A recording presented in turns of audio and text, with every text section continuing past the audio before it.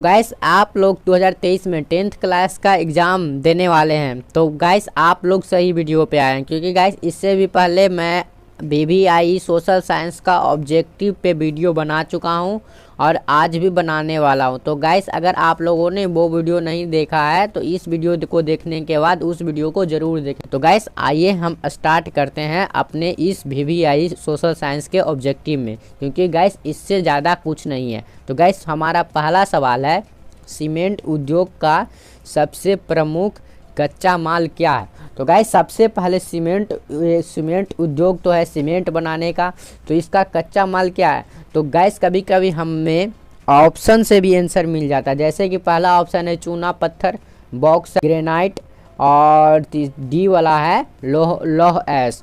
तो गाइस इसमें आप लोगों को तो मालूम ही होगा सीमेंट उद्योग में कौन सा चीज़ उपयोग हो सकता है। तो यहाँ पे हम लोग बिना सोचे समझे मार देंगे चूना पत्थर, है कि नहीं गाइस।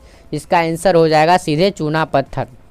अब गाइस हम सबका नेक्स्ट क्वेश्चन है जो आप लोगों को स्क्रीन पे दिख रहा होगा, वो है मथुरा तेल शोधक कारखाना किस राज्य में है। मथुरा तेल शोधक कारखाना किस राज्य में है। तो गाइस अगर आप लोग इस ऑप्शन को देख रहे हैं और आप लोग कुछ जानते हैं तो आप लोगों को इस आंसर का जवाब तो मिल ही चुका होगा, क्योंकि मथुरा जैसे ही बोल रहा है तो मथुरा तो उत्तर प्रदेश में है, तो सीधा मारिए उत्तर प्रदेश। ये तेल शोधक कारखाना है उत्तर प्रदेश में। अब गाइस हम लोगों का नेक्स्ट क्वेश्चन है, भारत में कोयला का प्रमुख उत्पादन। अब जैसे ही कोयला का नाम आ जाएगा गाइस, तो कोयला में तो है तो झारखंड से आगे कोयला में कोई नहीं, तो सीधे आंख बंद करके झारखंड मार देंगे गाइस, क्योंकि कोयला उत्पादक में झारखंड से आगे भारत में और कोई राज्य हो ही नहीं सकता। तो गाइस अब हम लोगों का नेक्स्ट क्वेश्चन है, क्षेत्रवाद की भावना का एक कुपरिणाम है, यानी कि क्षेत्रवाद करने से हमें क्या नुकसान हो सकता है। इस ऑप्शन में से आप हमें बता सकते हैं। तो उससे पहले हम क्षेत्रवाद समझ सकते हैं।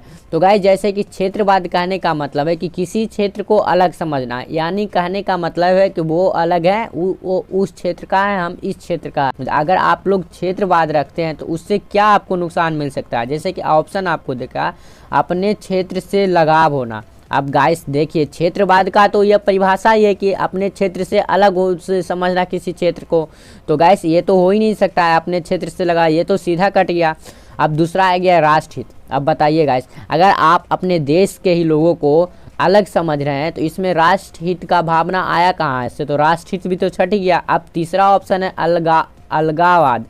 अलगाववाद। गाइस ये हो सकता है क्योंकि अलगाववाद लोग क्षेत्रवाद में अलग होते हैं, क्षेत्रवाद करने से लोग अलग होंगे। आप किसी को आज भगाइएगा तो कल आपको भी वो भगाएगा ही घर से, यह दुनिया का ही रीत है। तो गाइस हम बिना सोचे समझे सी मार देंगे। देखिए गाइस अगर आप लोग समझिए, कभी कभी एग्जाम में ऐसा होता है किसी प्रश्न का आंसर नहीं आता, आप उससे गौर से सोचिए, उसका क्वेश्चन पढ़िए, उसका कभी कभी आपको उसके ऑप्शन से उसका आंसर मिलता है। तो गाइस यहाँ पे हमारा ऑप्शन है राष्ट्रीय एकता, तो हो ही नहीं सकता है। राष्ट्रीय एकता कहाँ बना रहा है यार, अपने अपने में लड़ रहा है, राष्ट्रीय एकता थोड़ी बन रहा है। अब गाइस हम लोगों का नेक्स्ट क्वेश्चन है, जिस देश की राष्ट्रीय आय अधिक होगी वह देश क्या कहलाती है। अब बताइए जिस देश का राष्ट्रीय आय बढ़ रहा है तो उसे विकसित देश कहते हैं, सीधा बात है। विकसित ऑप्शन में अविकसित तो कह नहीं सकते हैं, अरे भाई वो विकास कर रहा है तो अविकसित कैसे बोलेंगे, तो सीधा है विकसित देश। तो गाइस अब हम लोगों का नेक्स्ट क्वेश्चन है, ब्रेटन वुड्स सम्मेलन किस वर्ष हुआ। तो गैस ये सब क्वेश्चन है जो याद करने लायक है, जो कि 1944 ईस्वी में हुआ था। इसको आप लोग याद कर लीजिएगा और आप लोग देख भी लीजिएगा। तो गैस अब हम लोगों का नेक्स्ट क्वेश्चन आता है, गुटेनबर्ग का जन्म किस देश में हुआ था। तो गैस जैसे कि गुटेनबर्ग का जन्म जर्मनी में हुआ था, और जो कि गुटेनबर्ग थे जो कृषक व्यापारी परिवार से थे और इन्होंने एक छपाई यंत्र का आविष्कार किया। अब हम लोग नेक्स्ट क्वेश्चन पे आते हैं, जो कि हमारा था स्वराज पार्टी का प्रथम सम्मेलन कब हुआ था। तो गैस स्वराज पार्टी का प्रथम सम्मेलन हुआ था मार्च 1923 ईस्वी में। और गाइस जैसे कि आप लोगों को बता दें कि स्वराज पार्टी का स्थापना हमारे मोतीलाल नेहरू जी ने, जो कि पंडित जवाहरलाल नेहरू जी के पिताजी थे, और चित्तरंजन दास जी ने मिलके किया था। तो गाइस अब हम लोग अपने नेक्स्ट क्वेश्चन पे आते हैं। भारत के किस राज्य में वन का विस्तार सबसे अधिक है? तो गाइस यह क्वेश्चन है जो काफ़ी इम्पोर्टेंट है। अगर वन का विस्तार भारत में पूछा जाए तो भारत में मध्य प्रदेश ऐसा एक राज्य है जहाँ पे वन का विस्तार काफ़ी अधिक है, तो इसको मार दीजिएगा गाइस। नेक्स्ट क्वेश्चन पे बताते हैं, बिहार में खाद का कारखाना किधर है? तो गाइस ये सब तो याद करने लायक है, तो गाइस आप लोग इसे ध्यान में रखिए कि बिहार में खाद का कारखाना हो भी सकता है तो बरौनी में है, क्योंकि बिहार में बरौनी तेल शोधक कारखाना भी है। अब लोकतंत्र का प्राण किसे कहा जाता है? अब भाई लोकतंत्र जो कि जनता का अधिकार हो, जो जनता द्वारा जनता के लिए बनाया गया हो, उसे लोकतंत्र कहते हैं। अब गाइस लोकतंत्र का प्राण किसे कहते हैं? अब ये ऐसा सवाल पूछे कि लोकतंत्र का प्राण किसे कहते हैं, जहाँ पे ऑप्शन दे रहा है सरकार को या न्यायपालिका को। सरकार को यानी कि सरकारें को, न्यायपालिका को यानी कि जज जो होते हैं उनको न्यायपालिका बुलाए। संविधान, जो हमारा संविधान बना है, ये तो नहीं होगा क्योंकि प्रस्तावना की कुंजी है संविधान।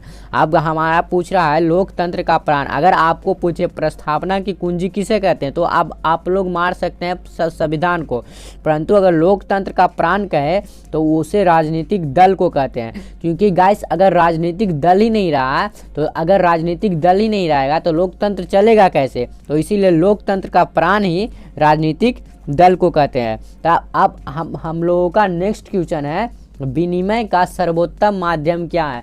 तो इससे पहले हम लोग यह समझते हैं कि विनिमय होता है क्या है। विनिमय यानी कहते हैं किसी वस्तु के बदले दूसरे वस्तु का आदान प्रदान करना ही विनिमय कहलाता था। जैसे पहले वस्तु विनिमय प्रणाली चलती थी, यानी बहुत सी विनिमय होते हैं। तो यहाँ पे हमसे पूछा गया है कि सर्वोत्तम विनिमय का माध्यम क्या है, जो मतलब सबसे अच्छा आपको विनिमय लगे। तो यहाँ पे है वस्तु। जैसे वस्तु विनिमय प्रणाली पहले चलता था, एक वस्तु को दे के दूसरी वस्तु को लेते थे, मतलब चावल दे के गेहूँ ले लेते थे, कभी दूध दे के अथी ले लेते थे। तो ऐसे होता था। चेक द्वारा भी विनिमय होता है। हाँ, चेक काट के लोग दे देते हैं कि हाँ ये सामान ले लीजिएगा। प्रतिज्ञा पत्र भी एक विनिमय का माध्यम है। तो परंतु मुद्रा के सामने कुछ नहीं है, क्योंकि मुद्रा एक ऐसा माध्यम है जो विनिमय में बहुत ही फायदेमंद है। तो गाइस मुद्रा के आगे कोई नहीं है, तो डी हम मार सकते हैं। अब हम लोगों का नेक्स्ट क्वेश्चन है, गठबंधन की सरकार बनाने की संभावना किस प्रकार की दलीय व्यवस्था में रहती है?